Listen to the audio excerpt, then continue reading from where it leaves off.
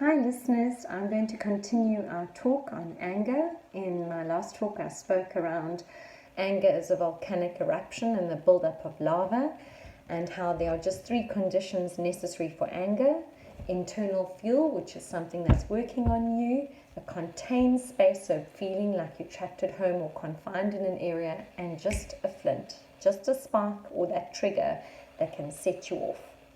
Now I'm going to look at the dangers of anger. Okay, and if we look at that, we can see one of the dangers are that anger impedes our ability to be happy, because anger and happiness are incompatible. They can't live together. They're almost like polarized opposites.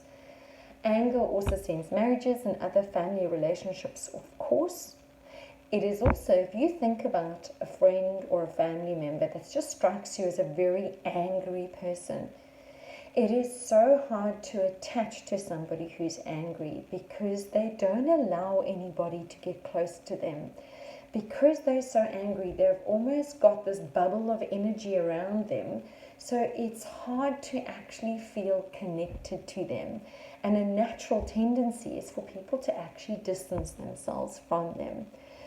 I'm sure you can already think of someone, or maybe even think of yourself, and it's just good to be aware of it, okay? Sometimes anger means lost business because it destroys relationships, and that could put pressure on businesses. It leads to increased stress, which is ironic because stress actually increases anger, so the two are quite symbiotic.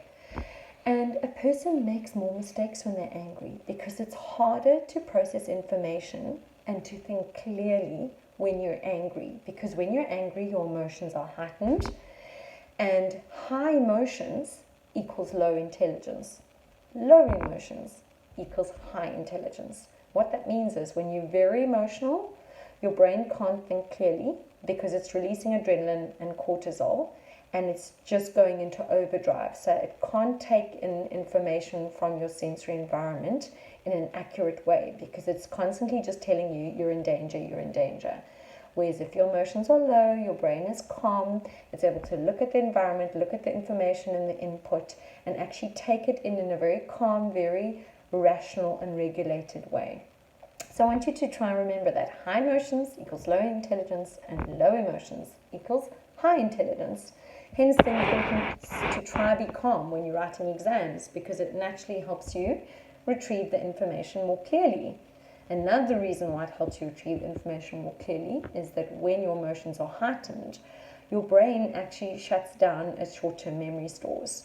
And that's why you'll find some people with high anxiety during exam periods sometimes where they have a complete blank. It's neurological that blank happens because the brain operates in that way. It shuts down short-term memory. Okay, but now back to anger. And I'm going to share with you just a few effects of anger on your health.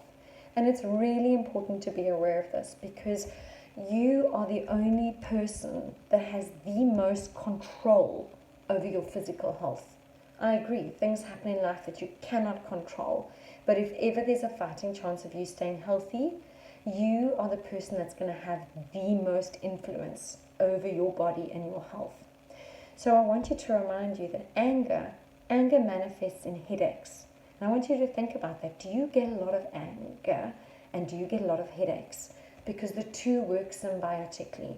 When you're constantly angry, it's releasing so much adrenaline, my words, so much cortisol, and that release in your head puts so much pressure and inflammation in your brain that it can result in migraines. So I want you to think about that.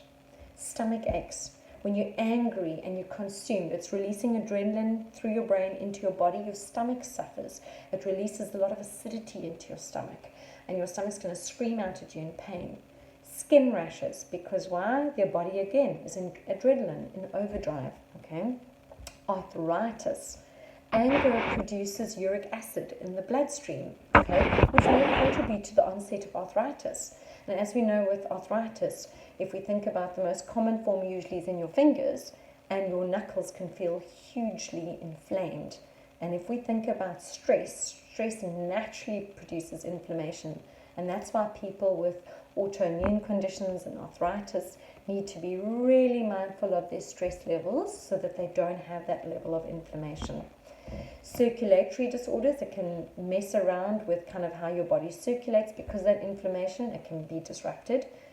It raises blood pressure, cholesterol levels, and I don't know about you, I have cholesterol in my family. Oh my gosh. And you can eat the healthiest, you can exercise till you blue in your face, but when there's genetic cholesterol, there seems to constantly be just some level. So just so important to be mindful of. If you've got high blood pressure and you've got cholesterol, watch your anger because it will drive it further. Okay. It also, teeth can deteriorate, jaw problems can arise out of grinding and clenching, especially at night where people don't even realize they're doing it. When you're waking up with a sore jaw in the morning, anger or anxiety could be producing that clenched jaw. Okay. It can create a lot of emotional disturbances such as depression. It can give you nightmares because something's constantly working on you, and at night when you're switched off, your subconscious becomes more into the conscious, so it plays out in nightmares. And also can result in physical violence towards yourself, towards others, or emotional violence. Don't be fooled, because anger comes in so many forms.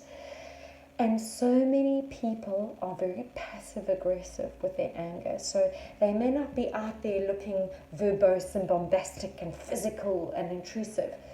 They might be that person that's constantly the butt of the jokes, constantly cracking jokes, but there's just that little dig, and that's how you'll see that anger. It is so sly, but when you get in tuned in that, I want you to think about that. Do you know that person, or can you see within yourself where you constantly come across as playful, you're making it look playful, you're just kind of throwing that joke in there, but there's always a little bit of a dig? That's anger. That's anger, and that can ruin relationships because you're hurting someone. And I want you to be acknowledging of that. Okay. In our next session, we're going to look at tips to manage your anger. But I hope today has given you a little bit of insight and reflection as to how anger can really hurt your body. Okay, and if it's hurting your body, it's hurting you. And if it's hurting you, it's going to hurt those around you who love and care for you. I want you to think about that. Okay, have a great day.